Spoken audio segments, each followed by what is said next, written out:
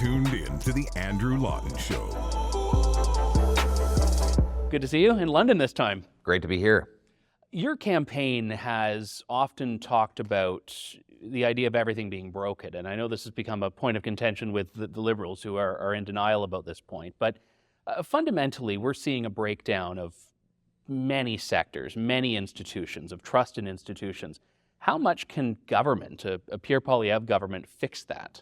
Well, government is the thing that's breaking it. Yeah, well, exactly. In the first place, it's the old saying, government is not the solution, government is the problem. It is 8 years of Trudeau that has given us 40-year highs in inflation. Why do we have that? Well, because they printed $500 billion. More money chasing fewer goods always equals higher prices. This is a mathematical relationship that goes back thousands of years. It was utterly predictable. I predicted it because it was obvious. And that's why seniors can't afford food, moms can't feed their kids, and 9 out of 10 young people who don't own a home believe they never will. All that easy cash bid up the cost of housing and everything else. So we need to reverse those inflationary policies, cap spending, fire the high-priced consultants, defund the CBC, cut the waste so that we can get rid of the inflationary deficits that are driving up inflation in the first place. We should also get rid of the carbon tax to bring down fuel, heat, and grocery prices. And then instead of creating all this cash, we got to start creating more what cash buys. We need to build more homes, get the government gatekeepers out of the way. I'm going to get a lot tougher, frankly, with incompetent left-wing big city mayors who block housing construction and therefore shut working class immigrants and youth out of housing. Very good for the privileged elites living in leafy neighborhoods, the woke wonderland where they sit around reading the New Yorker magazine in their overpriced house, but not great for the working class kid who can't afford a home. So I'm going to tie federal infrastructure money to the number of houses that big cities allow to be completed, and I'm going to require that there be high density housing around every federally funded transit station. I'm going to sell off 15% of federal buildings, turn that into housing, so that people can actually get into a house. I actually believe the single biggest cause of social breakdown right now is the fact that young people can't afford homes, because it totally screws up their entire psychology. They lose a sense of self-agency. If they can't own a place of their own, they can't start a family, they can't have kids, they can't even date, they can't build up credit history, collateral, or savings for the future. So we need to knock down the barriers to housing construction, build millions of new homes, and then cut income taxes so people's paychecks can afford more mortgage payment and more house. And that's what a Poilievre government's going to do. Do you think there's a cultural problem of people wanting to live in the very cities that they can't afford to live in? Do you think something is perhaps missing where people should be going to different parts of the country? We should be putting government offices in more remote parts of the country, places where it is more affordable to live? Well, look, I'm not against any of that. I think rural living is great and it's fantastic, and I think people who want it should have that chance.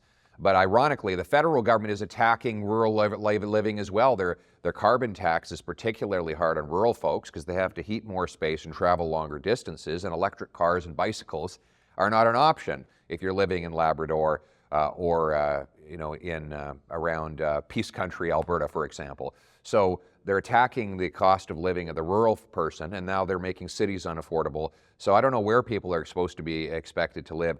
The bottom line is we need to get rid of all these taxes and all the red tape that's driving up the cost of living, because it should be easy and cheap to live in housing in Canada. You know, 8 years ago, the average house price was $450,000. Now it's almost double that. The average mortgage payment was $1,400. Now it's $3,200. The average rent was $950. Now it's over $2,000. They've doubled the cost of housing by printing cash and blocking construction, knock down the gatekeepers, build more houses, print less money. You have existing homeowners that are being completely squeezed out of being able to afford their own mortgage payments, people that will have to renew their mortgages in the next couple of years that have no idea what that interest rate is going to look like. And obviously getting into the housing market is the greatest challenge, but there are a lot of existing homeowners right now that in 3-4 years could be an incredibly precarious situation. What's your prediction and what's your way out of that? Well, you're absolutely right, and we're already seeing it.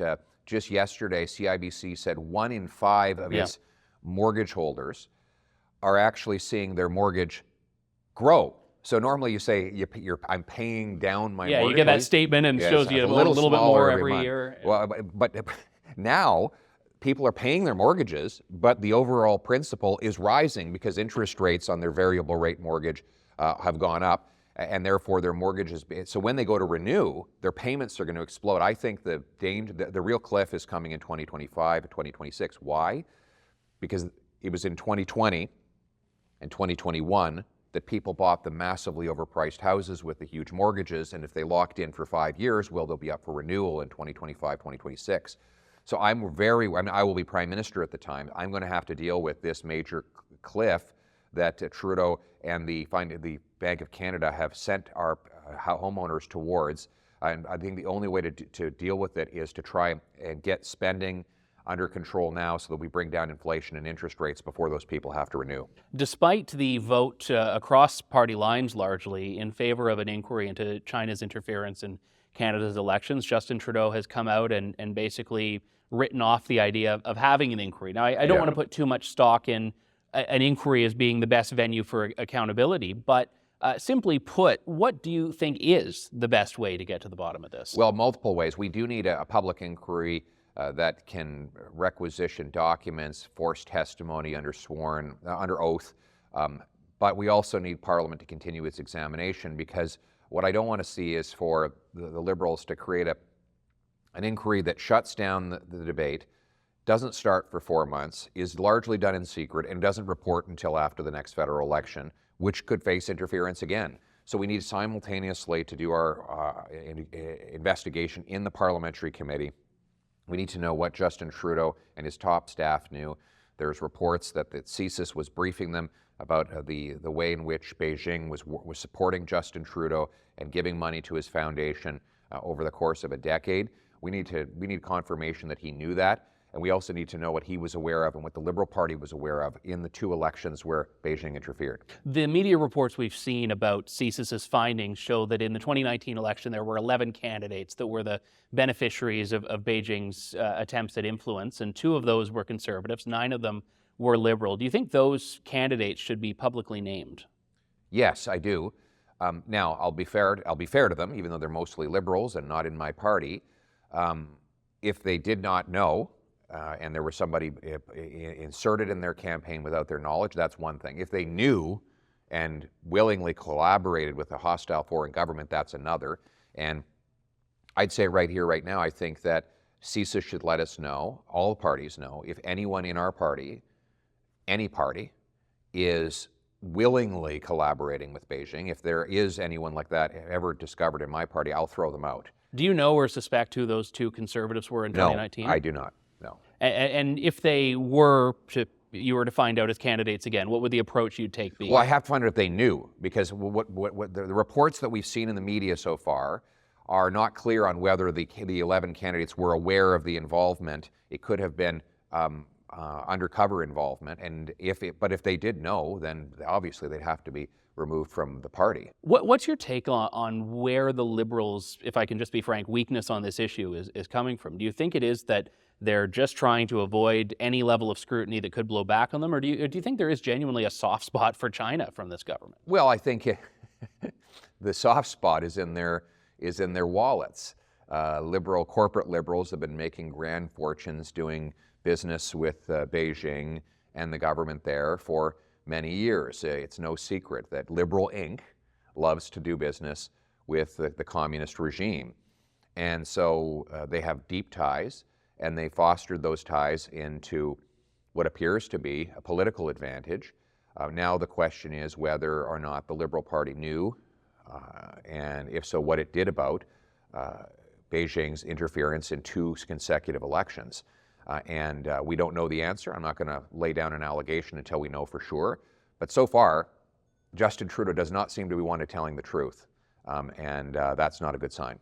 You denounced German MEP Christine Anderson as, quote, hateful and racist when she was touring Canada and had met with a couple of Conservative MPs. What are the views that you ascribe to her that are hateful and racist, to use your terms? I mean, she attacked Muslims. She said that Islam is a misogynist religion, and that she didn't actually, she said it wasn't a religion at all. Well, there are over 1 million Muslims in Canada. I don't believe that that's true. And if someone had said that about Christianity, well, we'd all be up in arms. And so I disagree with the comments that she's made, and I said so. What would your message be to the people who are supporters of yours that went out and saw her speak and felt like you were making a swipe at them, perhaps? Well, I wasn't making a swipe at them. I'm simply speaking directly and clearly, the same way I condemn Justin Trudeau for his racist blackface and for his nasty comments that he's directed at minorities, including the unvaccinated. The same way I denounce Maxime Bernier for attending the World Economic Forum. I think Maxime really has to come clean on why he attended the World Economic Forum, why he was involved in that, why he proposed free trade with communist China, why he said that he admires the freedoms that exist in communist China, and I would denounce him for making those comments as well. And just lastly, since we're in London, anything you're looking forward to seeing here? The people, the hardworking people here in London, the folks who do the work, who build this country. I want them to bring home more of what they earn, more of each dollar they earn, and I want this to be a country that works for the people who work, and that's what we're going to bring home when I'm Prime Minister. Pierre Poilievre, thank you. Thank you. Thanks for listening to The Andrew Lawton Show. Support the program by donating to True North at www.tnc.news.